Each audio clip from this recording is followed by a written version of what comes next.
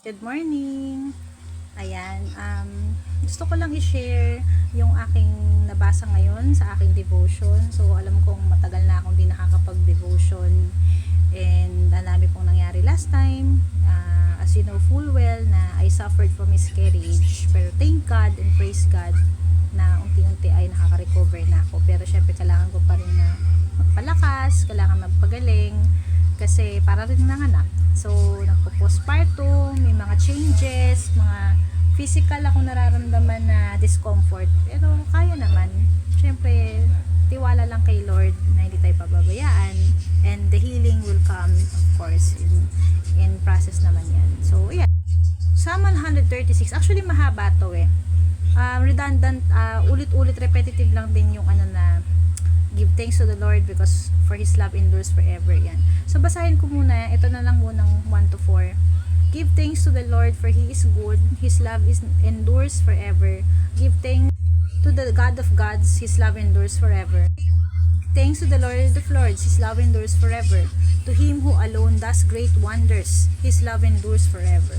So guys, mahaba yan.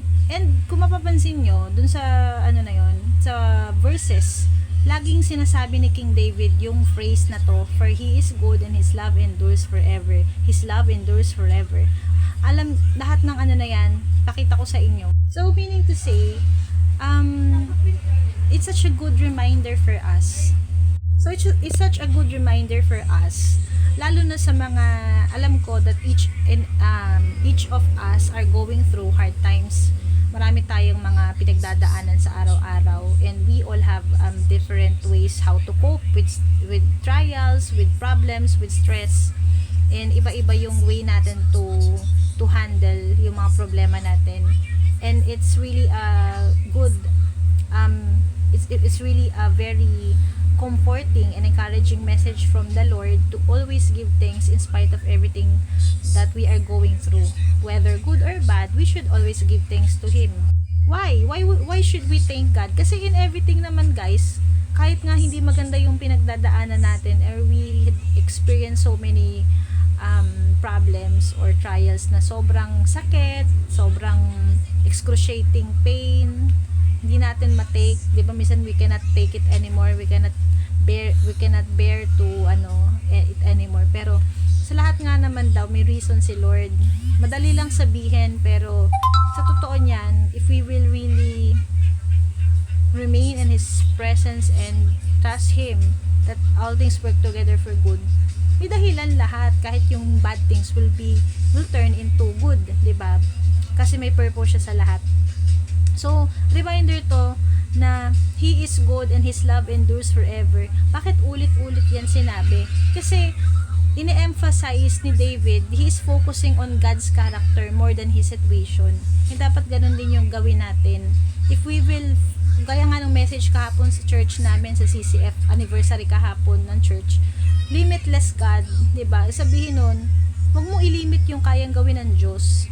If you really trust in the one na alam mo that He's capable of doing things that is beyond, diba, what you can ask, or God is the God of impossible, He will always make a way.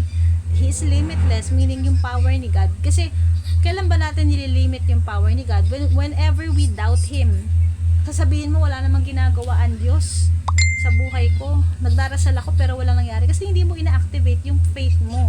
Kasi kahit mag-pray ka pero deep inside you don't really trust that He's able to do what He is able to answer your prayers or is able to make a way of your situation. 'Di ba? Kung hindi ka naman din nagtitiwala, so mayroon din pala tayong contribution kung bakit hindi na-answer yung prayers natin kasi we don't really have faith that God can do it for us. So ayan, para reminder sa atin that in everything we should give thanks. We should always practice gratitude. Kasi napaka-importante yung perspective po talaga natin sa buhay. Kasi tayo rin talaga what we think we become. Ako, sa akin kasi may umaatake yung anxiety ko. So it's also a reminder for me. Kasi may mga times po talaga, you believe it or not, may inaatake pa rin ako ng anxiety and depression. And may times na I fail also. Kasi I don't have it all together. I speak words of encouragement pero minsan hindi ko na-apply sa sarili ko. So, reminder din sa akin to ng Lord to always fix on our eyes on Him. Kasi pag alam nyo, konting ma-divert lang yung attention nyo sa ibang bagay rather than kay God, grabe, dadagsana, ma-out-focus ka na sa Kanya, mawawala ka na sa alignment, babagsak ka talaga. So, you really have to focus on His character, what He's able to do in our lives, diba? And ayun nga, reminder for us, His love endures forever, guys. Forever ang pagmamahal ng Lord. In spite of our failures, in spite of our mistakes, in spite of whatever we're going through, His love never changes. His love remains the same, and it keeps on, diba? Getting yung pagmamahal ni Lord, it endures forever. Lumalago, lalo pang tumitindi yung pagmamahal ni God sa atin. In spite of our shortcomings, diba?